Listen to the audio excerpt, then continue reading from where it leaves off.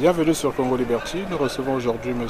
Benjamin Tungamani de la PCCI qui a fait le choix de faire une interview en plein air parce que c'est le printemps en France, parce que c'est la liberté. Comment allez-vous, M.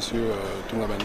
Je vais bien. Et vous? Oui, moi ça va, ça va. Alors, on a une date aujourd'hui que les gens ont peut-être oubliée. Vous savez que les Congolais oublient beaucoup. 4 avril 2016, 4 avril 2017. Est-ce que ces dates vous parlent, M. Tungamani? Bien sûr. Si je me mettais à la place des populations d'une certaine région, en majorité, notamment celle du Poul, cette date serait une date non pas marquée d'une pierre blanche, mais vraiment d'une pierre totalement noire. Parce que ça fait 1 an que nos populations sont bombardées. Ça fait depuis 1 an que nos mamans ne peuvent pas aller au champ. Ça fait presque 1 an que nos papas se disent effectivement que le pays ne leur appartient pas. Donc je crois que personne ne peut ignorer ce qui se passe, ce qui s'est passé, ce qui se passe encore maintenant. On a l'impression quand même que les hommes politiques ont oublié la situation des populations du Poul qui est une partie intégrante du Congo. Et j'ai même envie de dire que le député de la circonscription aussi. Vous savez, M. Bingwa, le malheur de nos hommes politiques, c'est qu'ils ont tendance à faire en fait des combats qui sont séparés. Vous voyez par exemple le problème de la Constitution. On a l'impression qu'il est passé. On a l'impression qu'il est passé, on passe à autre chose. Non, on n'a pas passé à autre chose. Si le problème du Poul n'est pas réglé, théoriquement, nous n'allons pas plus loin. Donc tous les hommes politiques qui se disent du changement doivent considérer effectivement que la situation telle qu'elle se passe au Congo n'est pas normale. Alors vous dites qu'on ne peut pas aller plus loin. Il y a eu le dialogue de Wesso où des éminentes personnalités politiques en tout cas ont pris part à ce dialogue-là. On peut citer Tsatsi Mabiala qui dit avoir obtenu pour les élections législatives futures l'augmentation des circonscriptions électorales. Est-ce que, comme on dit, la politique de la chaise vide est une mauvaise chose? N'a-t-il pas bien fait d'y participer pour vous? Non, mais moi je pense qu'une fois pour toutes, nous devons prendre des positions cohérentes. Nous ne pouvons pas non plus, dans la bataille qui nous oppose à Sassou, nous mettre à être soumis pratiquement à son dictat, c'est-à-dire à son emploi du temps, à son programme à lui. Nous nous sommes rendus compte que dans la situation du Congo, il y a un point qui est névralgique, qui est sensible. C'est le point des élections. Tant que des élections ne sont pas transparentes et que nous n'avons pas les gages de la démocratie, c'est pas la peine en fait d'aller à un dialogue, d'aller à des élections, d'aller à un compromis avec M. Sassou Nguesso. Le problème de M. Sassou Nguesso, c'est que cette oligarchie doit quitter le pouvoir. Oui, mais on est quand même passé à autre chose. Comme vous le dites, est-ce que pour vous, point d'élection si on ne règle pas la situation du Poul? Exactement. Point d'élection, parce que comment voulez-vous aller participer à une course qui est pipée d'avance? Quelque part, c'est vous qui êtes maso. Je ne crois pas que le Poul soit maso. On s'est rendu compte qu'il y a des choses que nous avons essayé qui n'ont pas marché. En tout cas, pas. Nous avons essayé d'appeler ces populations à aller voter. Les populations ont voté, qu'est-ce que ça a donné? Ça n'a rien donné du tout. Donc on ne va pas les amener encore dans cette voie-là. La voie, elle est fausse. Moi, tous les amis de l'opposition, s'il faut vous appeler des amis, qui acceptent qu'on puisse réaménager un certain nombre de dispositifs électoraux, de circonscription au niveau de Brazzaville, ils sont dans l'erreur. Est-ce que c'est pas de la réelle politique, à savoir que voilà, M. Sassou Nguesso, bon an mal an, ça fait 1 année qu'il est, en tout cas, qu'il s'est perpétué au pouvoir, il a un nouveau mandat, on va dire ça comme ça. Voilà, finalement, on ne peut pas faire avec en se disant, bon voilà, M. Sassou Nguesso est passé, on va aux élections, et puis la politique de la chaise vide est une mauvaise chose, M. Tungabani. Non, ce n'est pas une affaire de politique de la chaise vide. Je pourrais également vous répondre en disant que la politique de la chaise remplie, quand on sait très bien qu'elle ne donne droit à rien, n'est pas également une solution. Ce n'est pas une solution. À mon avis, vous savez, quand on fait un combat, il faut qu'on se campe sur un certain nombre de positions. Se camper sur un certain nombre de positions. Une fois qu'on est campé sur ces positions-là, on peut pouvoir avancer. Même si on va à une négociation, on est sur des positions. Je pose la question de savoir à l'heure actuelle, l'opposition, quelles sont les positions que l'opposition a vis-à-vis de la Constitution. Est-ce que nous avons avalisé le problème de la nouvelle Constitution? Est-ce que nous avons avalisé le nouveau mandat? Est-ce que nous avons avalisé les résultats des élections? En tout cas, en ce qui me concerne, je dis non. Je suis sur une période où effectivement je dis que Sassou Nguesso n'est pas président, que la Constitution n'est pas celle que nous avons là, et que je n'ai pas à admettre effectivement que Sassou Nguesso a gagné les élections. Il n'a pas gagné. Vous le dites, mais on voit bien que M. Sassou Nguesso voyage, participe à des conférences. Il y a une délégation du Fonds monétaire international qui s'est rendue à Brazzaville la dernière semaine du mois de février et qui a signé des accords. En tout cas, ils sont en train de préparer un plan de sauvetage pour le Congo à ce sujet. Donc M. Sassou Nguesso s'installe et qu'est-ce que vous dites du plan de sauvetage? Est-ce que ce n'est pas une bonne chose que le FMI apporte enfin une manne financière qui pourra permettre aux populations congolaises de Deux réponses à votre sortir. question. Deux réponses à votre question. La première chose, est-ce qu'un président de la République est là pour les populations congolaises ou il est là pour faire plaisir à M. Hollande, pour faire plaisir aux États-Unis, pour faire plaisir à l'Allemagne? C'est la première question. Réponse, il est là pour favoriser le bien-être des Congolais. M. Sassou Nguesso ne le fait pas. Parce que le Congo n'est pas dans une situation où à l'heure actuelle les gens sont heureux. Ça, c'est la première chose. La deuxième chose, vous prenez de l'argent, vous le mettez dans un panier qui est percé. Qu'est-ce qui va se passer? Cet argent va passer en dessous. C'est ce qui s'est passé. Vous croyez vraiment avec le budget qui était passé d'une centaine de milliards à des milliers de milliards, on n'aurait pas pu donner un peu de bonheur aux Congolais? De toute façon, une chose est sûre, c'est que l'endettement que nous sommes en train de remarquer, celui du FMI, il est évident que M. Sassou Nguesso et ses fils ne le paieront pas, mais ce sont nos petits-enfants qui vont le payer. Donc se réendetter tant que l'économie congolaise n'est pas une économie qui peut créer de l'emploi, qui peut recréer de l'argent, ça ne sert strictement à rien. Tout le monde pourra nous donner tous les millions, tous les milliards qu'on voudra, on n'arrangera rien. C'est un problème de gestion du Congo qui pose problème. Ce n'est pas un problème de la quantité d'argent. Nous avons eu de l'argent. Nous avons eu plus d'argent qu'un pays comme le Tchad. Nous avons eu un peu plus d'argent que le Sénégal.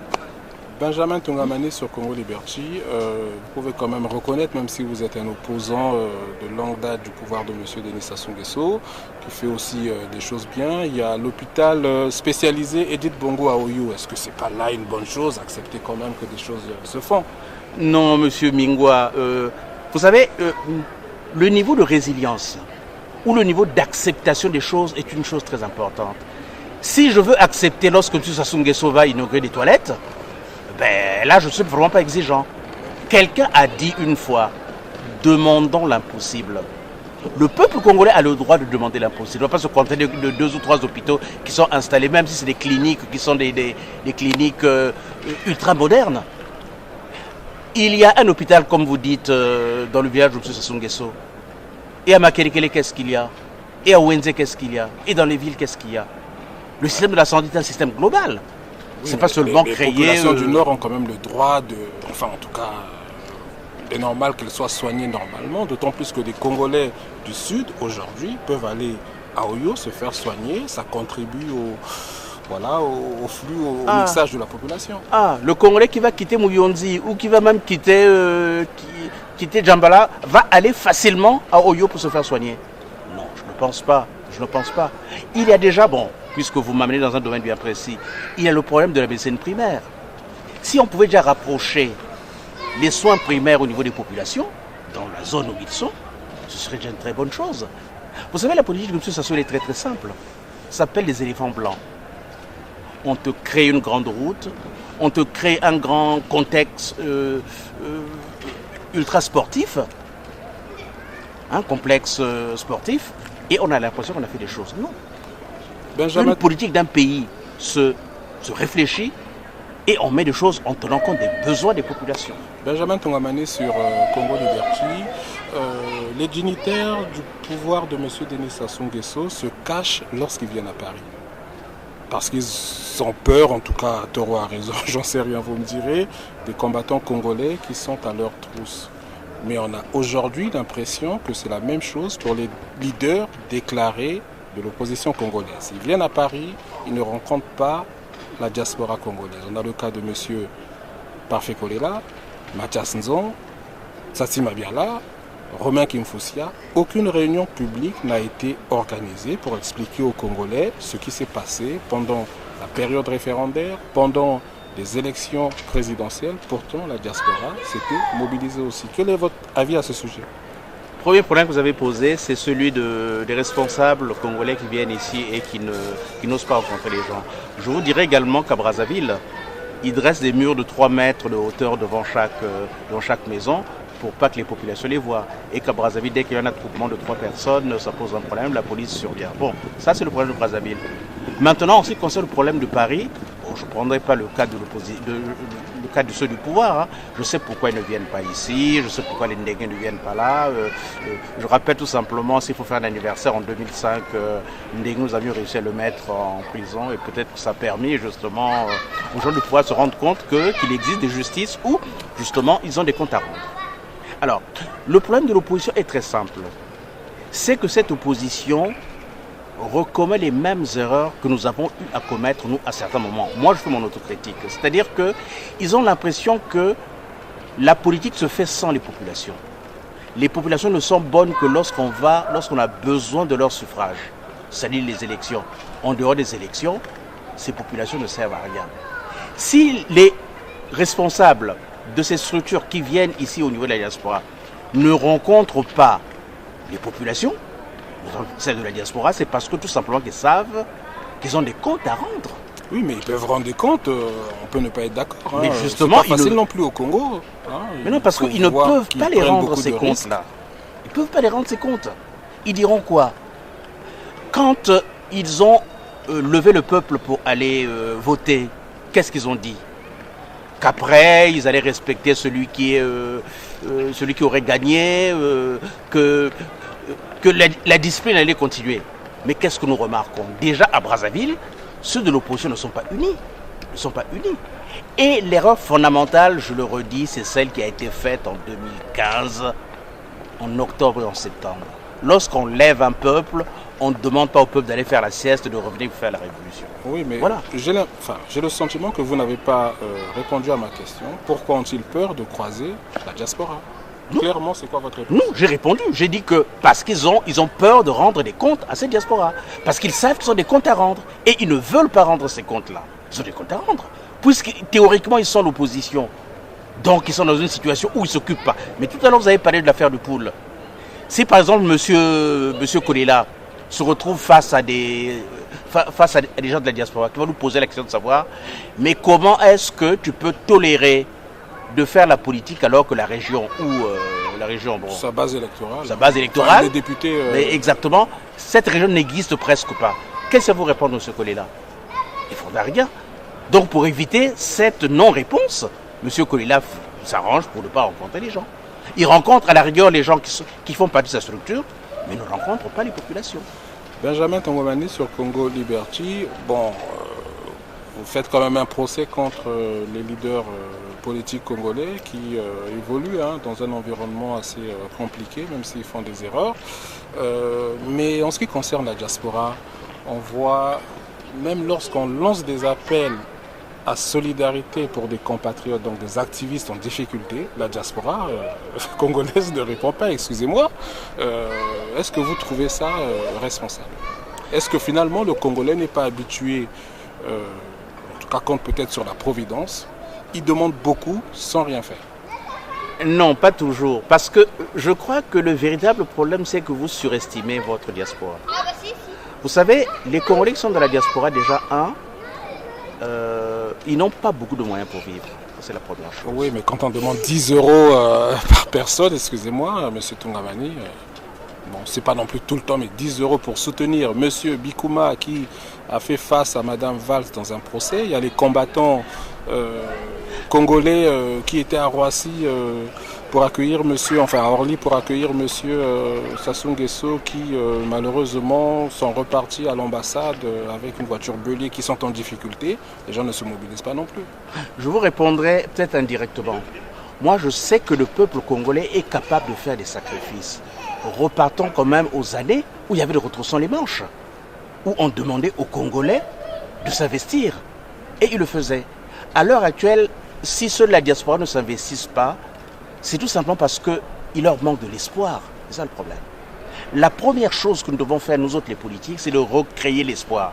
Si nous créons de l'espoir, si tu demandes 10 euros, effectivement, les gens les donneront. Parce que quand il y a eu l'affaire de Poule, je vous rappelle qu'il y a eu l'affaire de Poule, il y a eu des gens qui ont donné qui 10 euros, qui 20 euros, et qui n'étaient pas toujours de la région de Poule. Donc lorsqu'on arrive à mobiliser ces gens-là sur des bases tout à fait saines, j'ai confiance moi aux Congolais, ils sont capables effectivement de se mobiliser et de dire oui. Benjamin Tungamani sur Congo Liberty, il y a eu une conférence sur l'obumitrie à laquelle vous avez pris parti. En tout cas, vous étiez l'un des organisateurs de cette conférence-là avec le doyen Pierre Ebunji que je salue. On a quand même l'impression que vous êtes en train de nous vendre un monde qui n'existe pas, en tout cas idyllique. Dans cette conférence-là, on a parlé d'Ange Diawara, d'Ikoko. Est-ce que c'est pas... Voilà, ça fait partie de l'histoire congolaise, mais est-ce que vous n'êtes pas là en train de nous vendre un monde finalement idyllique? Non, un monde idyllique, non, pas du tout. Je suis très responsable, je ne suis vraiment pas naïf. Non, déjà, il n'y avait pas que M. Tungamani ou M. Ibundi. Il y avait également beaucoup de gens du M22, il y avait M. Bidunga, il y avait M. Matondo. C'est-à-dire que c'est très intéressant. Non, nous avons profité tout simplement de la sortie d'un livre fait par Mme Paul Fiou. Mme Paul Fiou qui faisait partie donc du mouvement du M22. Pour rappeler aux Congolais que les problèmes que nous connaissons à l'heure actuelle sont les mêmes que nous avons rencontrés il y a une quarantaine d'années, que nous n'avons toujours pas résolus, que nous avons essayé de résoudre. Donc de temps en temps, quand on va dans l'histoire, ce n'est pas pour voir le côté mirifique de l'histoire, non. C'est de dire qu'il existe peut-être des expériences qui ont été faites qui peuvent nous aider à l'heure actuelle pour pouvoir résoudre la situation que nous avons. Je prends un concept, le concept qui a fait que nous créons le mouvement du M22. Mais à titre de rappel, je crois que vous permettez que je fasse un rappel quand même. En gros, en quelques lignes. 72, nous ne sommes pas au pouvoir. Les Ange Diawara, les Ikoko, les Bakekolo sont au pouvoir. Mais ce sont des gens, ce sont des progressistes avec lesquels nous sommes en contact. Mais eux sont au pouvoir. Avec lesquels vous êtes en contact, vous êtes à quel niveau? Nous vous êtes aussi. Militaire, vous êtes civil, vous êtes étudiant? Non, nous sommes étudiants. Nous sommes étudiants. Que ce soit moi, que ce soit Magloire Ndoba, qui est à Pointe-Noire, qui fait le même travail que nous. Nous sommes dans le contre-pouvoir. Parce que l'UGEC, nous sommes dans l'UGEC, et dans cette période-là, l'UGEC est le contre-pouvoir. C'est-à-dire, ceux de l'UGEC ne sont pas dans le pouvoir. Ils ont quelques amis qui sont au niveau du pouvoir, quelques amis progressistes, mais eux refusent d'aller au pouvoir. Moi, j'ai refusé d'aller au pouvoir. Donc, quand les Diawara font le coup d'État de 72, c'est un coup d'État de gens qui font de la contestation à l'intérieur du PCT. Ce n'est qu'après que Ange rejoint nos positions en tant que UGEC. Et là, nous commençons à travailler ensemble, d'où la création du mouvement du M22. D'accord, c'est-à-dire que le mouvement du M22 s'est créé après le coup d'État. Après le coup d'État du 22 février. Manqué. Donc c'est une rencontre. D'accord. Une rencontre entre la tendance progressiste du PCT, parce qu'il y en a une, c'est pas la peine également de juger tout le monde en disant que tout le monde a été bonnet blanc, bonnet. Non, pas du tout. Il y a eu des gens qui ont sacrifié leur vie pour ce pays. Il y avait des gens qui avaient en eux les prémices, les qualités qu'il faut effectivement pour un mouvement patriotique. Mais l'erreur, c'est d'être allé au PCP. Vous rejoignez, vous créez donc le mouvement du M22. Ensuite, on arrive à un concept Obumitri. Hein. C'est quoi exactement l'Obumitri? Alors, l'Obumitri, déjà pour décomposer le sigle, c'est l'oligarchie bureaucratique qui est militaire et tribaliste. Tout simplement. On s'est rendu compte que au Congo, si officiellement il y avait un parti congolais du travail, il y avait un comité central, un bureau politique, mais en fait le véritable pouvoir se faisait au niveau d'une oligarchie qui était bureaucratique, là on le comprend, mais qui était surtout militaire. Hein, je vous rappelle simplement l'histoire du CMP, qui était militaire et surtout tribaliste. Parce que l'erreur a été faite depuis 68. 68, ceux qui ont fait 68 auraient dû prendre le pouvoir, d'après moi. Même s'ils étaient jeunes, ils auraient dû prendre le pouvoir. En redonnant le pouvoir à Marien Ngouabi, en disant oh, Ngouabi va tenir le pouvoir pendant 1 an, après nous allons le remplacer, c'était déjà une erreur. Quand on fait la révolution, une fois qu'on a commencé la révolution, on va jusqu'au bout. Ça a été une erreur, les gens l'ont payé. Le mouvement progressiste l'a payé. Alors, pour revenir à l'obumétrie, vous l'avez expliqué, en quoi aujourd'hui on peut prendre en compte cette histoire-là pour faire avancer le combat de libération du Congo aujourd'hui? Mais parce que lorsque nous regardons la situation réelle au niveau de Brazzaville, au niveau du Congo, nous sommes persuadés et nous sommes en face d'une oligarchie totalement organisée qui a caporalisé le pouvoir. Totalement qui a caporalisé le pouvoir. À la conférence nationale, on a parlé de mbochisation. C'est parce qu'on n'avait pas réussi à donner vraiment le véritable nom qu'il fallait. On a parlé de mbochisation. Mais le problème, c'est l'oligarchie qui avait travaillé en 72, qui avait fait que dans l'armée, il y ait un déséquilibre, que du point de vue économique, il y ait un déséquilibre, que du point de vue de nomination, un déséquilibre. C'est la même logique qui continue. Aujourd'hui, M. Mingwa, vous avez un diplôme, vous allez à Brazzaville. Si vous n'appartenez pas à l'oligarchie, mais vous n'aurez rien du tout. Ça, c'est évident. Donc c'est ça. C'est pour dire tout simplement qu'enlever Sassou ne suffit pas. C'est tout l'appareil qui est autour de Sassou, que nous appelons l'oligarchie, qu'il faille toucher. Et je dirais même mieux que ça. D'une oligarchie, nous sommes passés pratiquement à un clan. Maintenant, quand on regarde les fils, les cousins, les neveux de Sassou, c'est ceux-là qui ont l'appareil économique et l'appareil politique, l'appareil économique et l'appareil administratif. Ils ont le tout. Donc c'est une oligarchie. C'est celle-là qu'il faut justement lever. Et nous avions la même oligarchie en 1973. Alors, donc, le leader de ce mouvement du M22, c'était M. Ange Diawara. C'était pas non plus, vous allez m'excuser, je sais que vous l'avez connu, un enfant de cœur. Chaque fois qu'il y a des gens qui jouent au gros bras, en tout cas quand j'étais, moi, adolescent à Brazzaville, lorsqu'on gardait une barbe, lorsqu'on faisait peur, on disait Diawara. Donc, moi, quand vous parlez du M22, en tout cas, pour ceux qui n'ont pas connu ce mouvement-là, on se dit, mais... Voilà, M. Toundamani, M. Ebondi, ils veulent nous vendre un personnage qui nous a fait peur lorsqu'on était des enfants. Oui, mais c'est parce que nous avons voulu voir dans le visage de Diawara que l'aspect que le pouvoir a voulu nous vendre. Je vous dis par exemple un truc. Pendant longtemps, on a dit que Ange Diawara était un tueur. Vous pouvez me donner le nom de quelqu'un que Ange a assassiné? Mais lorsque... Monsieur Diawara, après c'était le contexte de l'époque, oui. Fait un putsch, oui. Le pouvoir était au bout du fusil, c'était pas non plus un enfant de cœur. Non, mais faire un pouvoir... On était aussi dans un contexte de monopartisme. Monsieur Diawara aurait peut-être fait les mêmes erreurs que les autres. On arrive toujours au pouvoir avec des bons sentiments. Oui, mais je vous pose la question de savoir, à l'époque comme maintenant, par quel moyen voulez-vous prendre le pouvoir si ce n'est celui-là? Il faut dire les choses telles qu'elles sont. Il n'existe pas d'autre moyen. Donc le problème, nous n'allons pas juger. Si nous jugeons Ange Diawara par rapport au coup d'État du M22, c'est un tort. Et puis le véritable tort, la véritable découverte, c'est que M. Ange Diawara écrit l'autocritique du M22. Qu'est-ce qu'il raconte dans cette autocritique? Dans cette autocritique, la première chose, c'est de dire tout simplement que le bâton avait déjà été tordu en 68. Le fait qu'il puisse s'associer avec cette oligarchie, était déjà l'erreur de base. On ne couche pas dans la même maison, dans le même lit qu'un serpent. Il est évident que lorsque M. Diawara et ses amis, donc le mouvement progressiste, décident de travailler avec l'armée et avec les Sassou, les Ngwabi, etc., c'est une erreur fondamentale. Et ils ont payé cette erreur-là. Ça, c'est la première erreur. La deuxième erreur, on ne fait pas la révolution, là je parle de révolution, sans les populations. Le M22, comme beaucoup de nos amis, et même l'opposition actuelle, qui refait la même erreur, pense qu'effectivement, entre quatre murs, il peut faire la révolution. Non, la révolution se fait avec les paysans. Mais quand Ange Diawara et les amis Ikoko, Bakekolo et tous ceux sont allés au niveau des villages, la première chose a été de résoudre la fameuse contradiction qu'on appelle la contradiction ville-campagne. Ça veut dire qu'ils ont fait leur autocritique en disant que de toute façon, si le pouvoir reste enfermé au niveau des villes, ça va poser un problème. Il faut rééquilibrer les campagnes et les villes.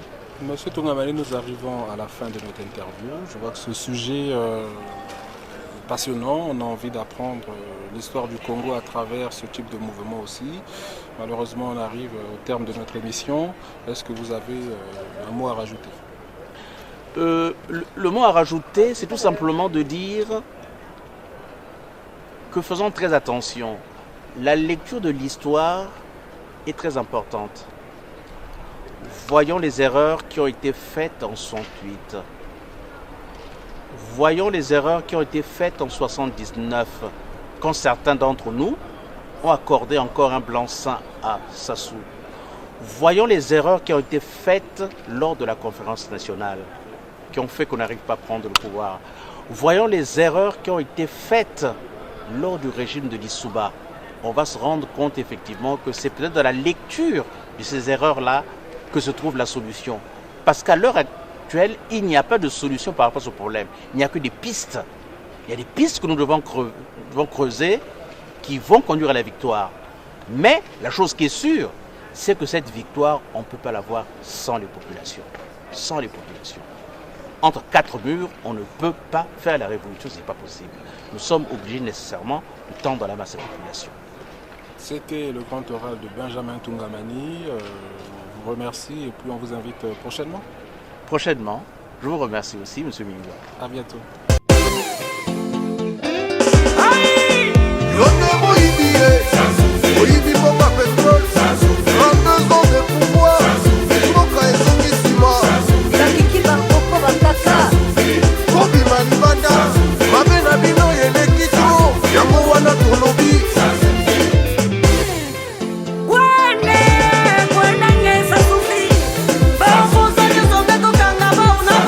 Pourquoi? Ah, ça suffit.